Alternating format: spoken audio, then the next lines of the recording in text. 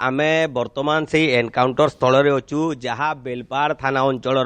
करला khaman UP school पाखरे थिबा सागवान जंगल रे हिची ए होची से सागवान जंगल आमे टिके दृश्य देखिबा देखिबे सागवान जंगल पाखरे किपरि एनकाउंटर जेतेबेले अभियुक्त मानकु करा जायतिला से जो स्थान रे सेमानकु एनकाउंटर करा जायतिला से स्थान को बैरिकेटिंग करिकि रखा जायछि एवं बेलपाड़ पुलिस रो कर्मचारी माने से स्थान को जगिकि रहिसंती एही स्थान रे अभियुक्त मानकु एनकाउंटर कराले एठारे प्रथमे अभियुक्त माने लुचिकि रहितिले जेतेबेले से माने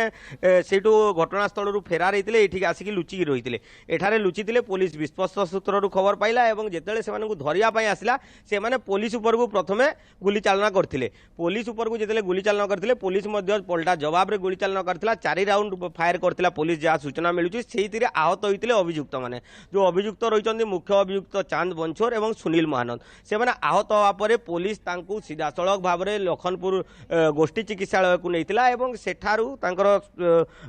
उच्च चिकित्सा झारसुगुड़ा जिला मुख्य चिकित्सालय को लेकिन भर्ती करा तो आमे जदि कहबा ए तमाम घटना को लेकिन तो गत काली जेतेबेले बेलपाहाड़ गांधीनगर पाखरे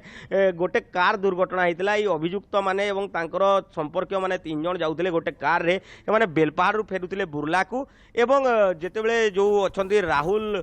महतो अछंती एवं आकाश साहू एमाने जो अछंती से माने बाइक रे आसुथिले बेलपाहाड़ पटक तो उभयंक मध्य गोटे छोट दुर्घटना होता तापर बचसा होता बचसा हेबारु चांद बंछोर जी अछंती से भुजाली रे आक्रमण करथिले भुजाली रे आक्रमण करिवारु राहुल महतों मृत्यु हो जाइछि राहुल महतों मृत्यु होइतिला एवं जो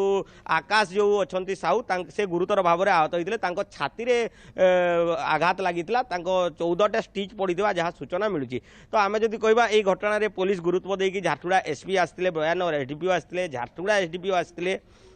एवं विभिन्न थाना अधिकारी मैंने पहुंची गोटे स्वतंत्र टीम गठन करते से घटना को तनागना करी किछि घंटा मध्य 3 जण अभियुक्त को से अटक रखी प्रथमे से कार रे जो अभियुक्त मैंने 3 जन को अटक रखी मुख्य अभियुक्तों विषय में पुलिस को खबर मिलता कि यही घटनार मुख्य अभियुक्त होती चांद बंछोर और सुनील महानंद तो एमाने जितेबले खबर मिलता किंतु एमाने अन्यपटे से 3 जन को पुलिस गोटे पट अटक रखी आउ 2 जण फेरार हो जाते घटनास्थल जितेबले गतकाली आमर झारसुगुड़ा एसपी जितेबले सामाजिक सूचना देले प्रेस कॉन्फ्रेंस कले गणमाध्यम को सूचना देले से कहते कि अभियुक्त चांद बंछोर को नारे संबलपुर रे एकाधिक मामला रही से आगरू यही क्रिमिनाल एक्टिविटीज रे जड़ित अच्छा तो से गाड़ी रे आगुआ मारणास्त्र रखी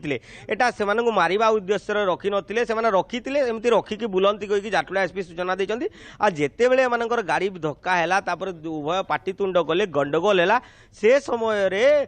गाड़ी रो हठात माने भुजाली बाहर करथिले एवं आक्रमण करथिले प्रथमे राहुल को आक्रमण करने पर से सेठू दौड़ी की जो स्थान में आक्रमण करते से स्थान दौड़ी की पलैया उद्यम करते किंतु अभियुक्त मैंने गोड़े की हत्या करदे आकाश को आक्रमण करते जहाँफल आकाश को देहरे गभीर आघात लगी एटा झारसुगुड़ा एसपी सूचना दी किंतु परिवार लोके आ गोटे सूचना देते जो मृतक अच्छा राहुल तांकर जी भिणई अच्छा से गोटे सूचना देते से कहते कि ये जो अभियुक्त मैंने अच्छा राहुल रास्ता देखापी जाते से मैंने जेहेतु बेलपाहाड़ अंचल को आसते रास्ता देखी नथिले से राहुल रास्ता देखापी जाते तो से समय भिणई पचारि कि कुआड़े जाऊँ तो राहुल कहते कि मुझे रास्ता देखी दूची तापर मुझे शीघ्र फेरी आसबि किंतु राहुल फेरी नथिले राहुल को हत्या कर दिया जाइतिला तो परिवार लोकों बयान एवं पुलिस जो सूचना दूची सेठी कौन ना कौन स्थान टिके पार्थक्य देखा मिलूँ किंतु जेहेतु आज मुख्य अभियुक्त को धरी दिया गलानी एवं आकाश जी अच्छा जी आहत होगी अच्छा स्वास्थ्य अवस्था उन्नति आसुवा पुलिस सूचना दूची तो तमाम घटना विषय केमिति होइतिला काहीकि होइतिला तार स्पष्टीकरण पुलिस आज